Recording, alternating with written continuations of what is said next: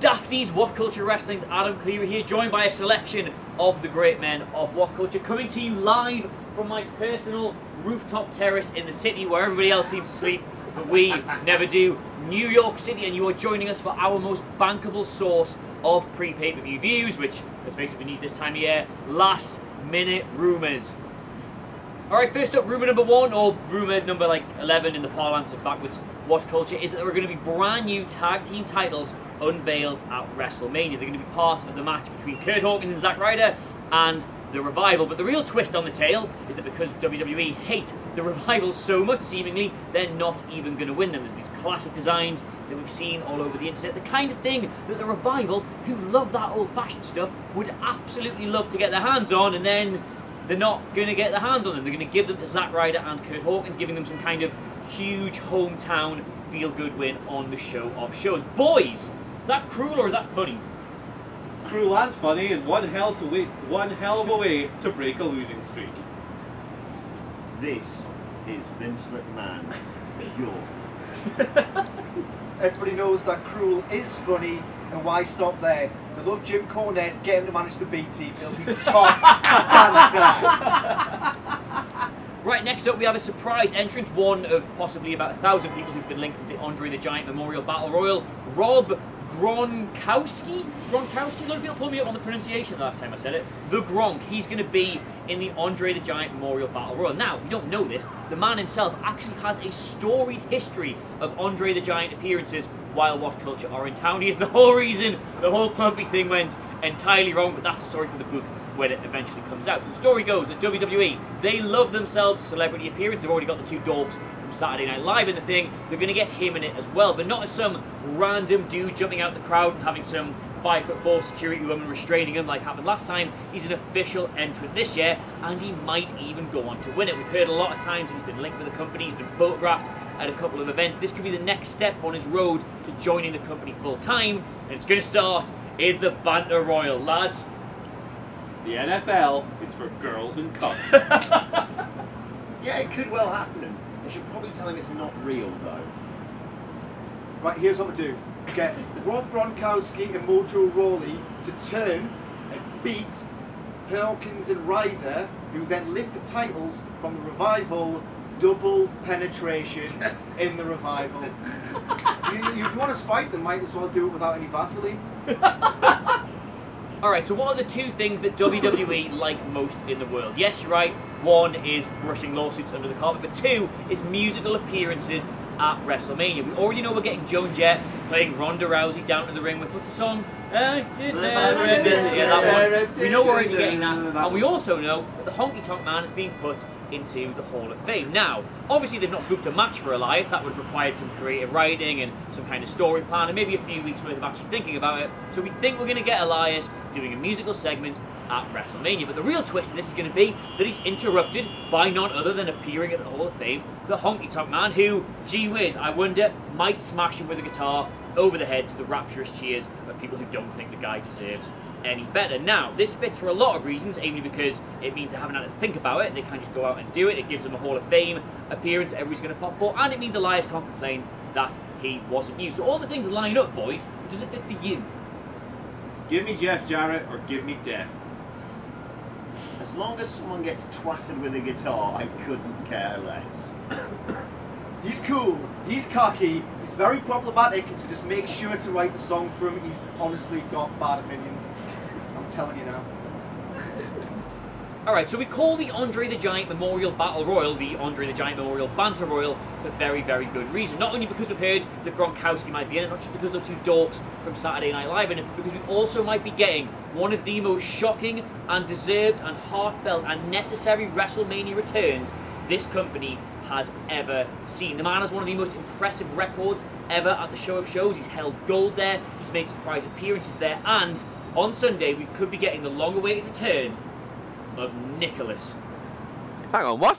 No, the other one, the pube one. Apparently he's going to appear to help Braun win the Andre the Giant Memorial Battle Royal. Now you got to remember, this guy's 1-0 at WrestleMania. He has never been defeated on the grandest stage of them all. It would be just like WWE to give us that resounding cheer for him to come down the aisle. Presumably you would take him 20 minutes, he might get lost, he might do a cry, he might, oh they swore there, he might poo himself, who knows. But rumour has it that he's going to be there and he's going to do something. Gentlemen, children?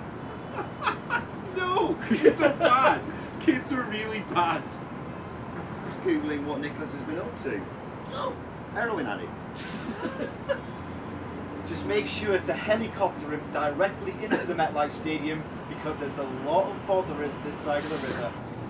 Alright, so speaking of icons of wrestling we've not seen in a very long time, and I think I can't even remember seeing since the last WrestleMania, one more surprise we could be getting is the long-awaited return, the fans' favourite, Bray Wyatt. Apparently... oh, come on, guys! Boo-da-boo-ba-boo! No? Alright. Apparently he's not been seen in a very, very long time. We know that already. The guy's preparing for fatherhood, but according to the sources that I didn't bother to read before I started recording this, the sight of Finn Balor in the demon makeup wrestling Bobby Lashley is simply not enough.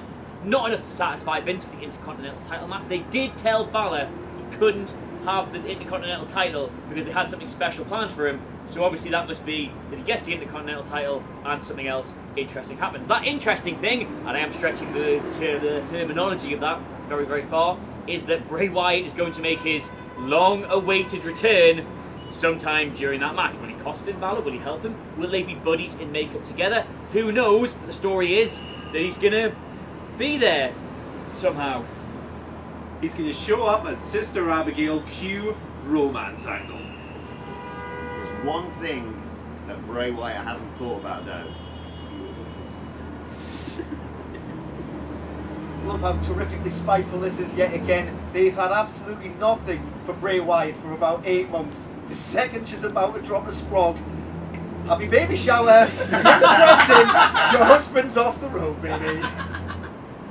Alright, so this is one we're definitely going to file under almost a goddamn certainty. I can't believe you put that in the article, you div. But John Cena might be making an unannounced comeback at WrestleMania. I think about a month ago we all thought that something was going to happen maybe with The Undertaker or maybe Cena was going to come out. And then they announced that Kurt Angle's final opponent was going to be Baron Corbin. Yes! Get him!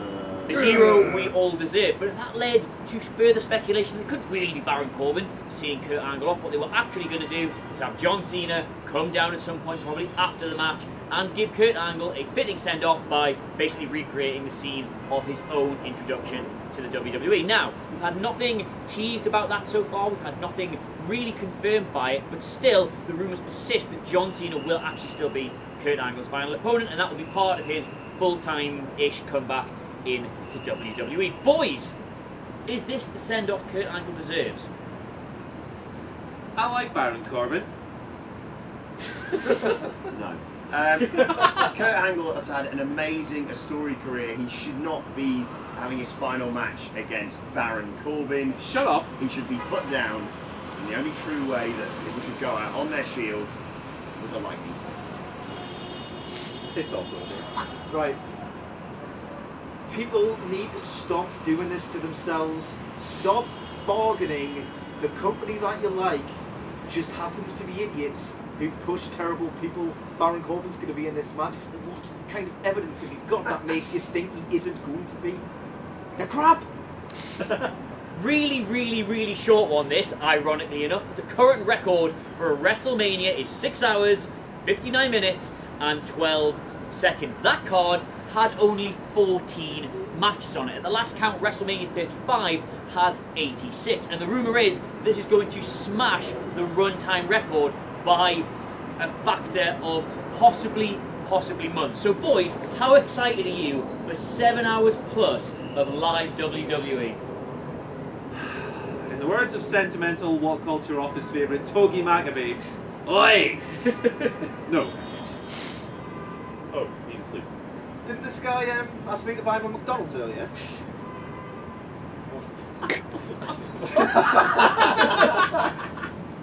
Quick question, guys, before we start. Have any of you seen Dean Ambrose anywhere? Is he kicking about anywhere? No. Well, apparently, we might be seeing him at WrestleMania, because far from WWE simply just shoving him into a drawer somewhere before his contract expires and hoping we all forget about him, they might actually be allowing everybody from the Shield to have the send-off the group arguably deserves. We know we're going to get Roman versus Drew at WrestleMania. He's going to win that, we think. And we might even get Seth beating Brock Lesnar, and the closing shot from that match will be the three brothers in front of the crowd saying their goodbyes before Dean does in fact allow his contract to expire this month and head off for pastures new. Now this would be very, very, very un-WWE, because they like to just, well, thanks for your service, thanks for the best years of your life, thanks for sacrificing your body for years and years and years on the road, sorry about the life you're now going to lead, but see you later, might get a Hall of Fame call in a couple of years. But no, apparently they're going to give the group one final moment, take in the crowd, soak in the adulation, and let them have that for themselves. Now guys, that's really nice of them, that, if it happens. Is that the reason why it won't? It's definitely not happening. They've already done it on Raw, and Seth Rollins is losing, and when that happens, I look forward to drinking your salty nerd tears. Dean Ambrose is going to show up, which will win me a pasty, and he's never going to leave, because Dean Ambrose leaving has always been a work. Like, the slut-shaped leader.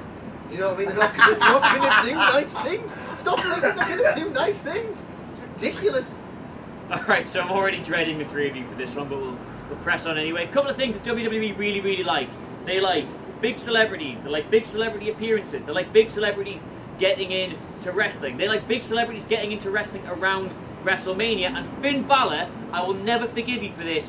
Why did you have to tweet Conor McGregor 2 weeks before the show? What did you think that was going to do to the internet? What did you think that was going to do to the dirt sheet? So of course everyone is reporting that in some capacity Conor McGregor will be at WrestleMania. He might just be in the crowd. He might be involved in a spot. This might be his introduction to WWE. Some places are even reporting he's going to work in some capacity in the ring, a la Ronda when she made her debut all those years ago. Now, Conor McGregor is retired from UFC, so he's going to be doing something in the near future. We know that. And of course, their cup runneth over with reports that's going to be in WWE, because that's just what you recommend all former UFC champions do now. But boys, Conor McGregor on Sunday. Be very careful.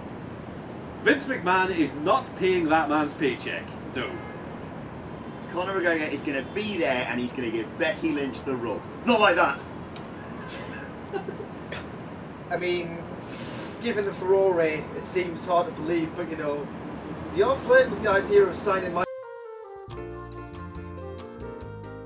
I can't even bother to go into loads of depth with this because it's just so bad, right? But The Undertaker, this could be the first WrestleMania without him in years and years and years and years and years and years, having that one that he wasn't at that time, which everybody likes to forget about, including me.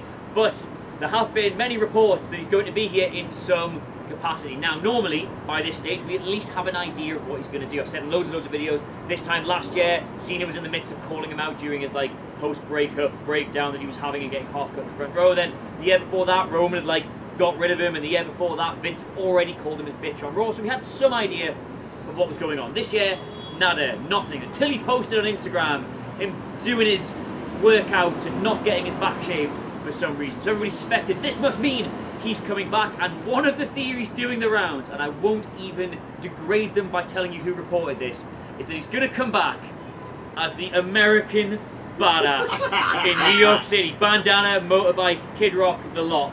Boys, would you pop for that? His face, look at his face. No, you idiots!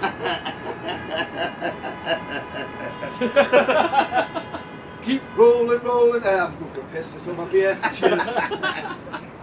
Now, when we do last minute rumours, there's a very particular kind of rumour that I still haven't come up with a name for, where it is so unbelievably dumb that you cannot believe it could be even slightly a real thing, but then you think, and it makes the most sense in the context of WWE. After months, after literally Nia Jax punching her in the face at Survivor Series, we have suspected the main event will be Becky, Ronda in some capacity, and we all suspected Becky, Ronda, Charlotte, and they have done this for months and months and months. It has been part of every pay-per-view. It has been part of every television episode. We have known we were getting it, even when they didn't tell us we were getting it. It is the main event. It is the thing we all know and expect and want and hope for. And the rumour is they still haven't decided what the finish of that match is going to be. Now, look, I know we always say booking WWE is easy, and obviously it can't be, otherwise anybody would do it. But here it is, right? Becky wins. And then you go off the air with Becky doing that. Maybe if you really want to push the boat out, you get Charlotte to get her belt, she cans of that or something, because it's like, I don't know, you get Becky gives Charlotte the belt, and then Sasha and Bayley come down and they're all friends again, or something like that. I don't know, if you want to be creative about it, you do that. But the bottom line is Becky wins. And yet somehow, apparently WWE still don't know what the closing image should be of that match. Help me, please. I mean, Becky Lynch should win, and Becky Lynch probably will win, but imagine the banter if Ronda Rousey taps her out. How do you not know the finish to this match already? Look. This man comes down, kisses both girls, Charlotte wins the title. I'm not beating that. Good night, everybody. Look forward to Sunday. So they have it, everybody. Those are all the last-minute rumours we found somewhere on the internet, and then Jamie Kennedy put in an article that I managed to read this morning in bed, put it on my iPad, and we recited for you live from my personal terrace in New York City. Thank you so much to all of the great men for joining me on this one. Let us know what you made of them all in the comments below. As well, if you've heard any of your own, get them in there. It's all good stuff. In the meantime, though, thank you so much for watching. I have, of course, been Adam Clery, and we will see you at WrestleMania. I'm walking here.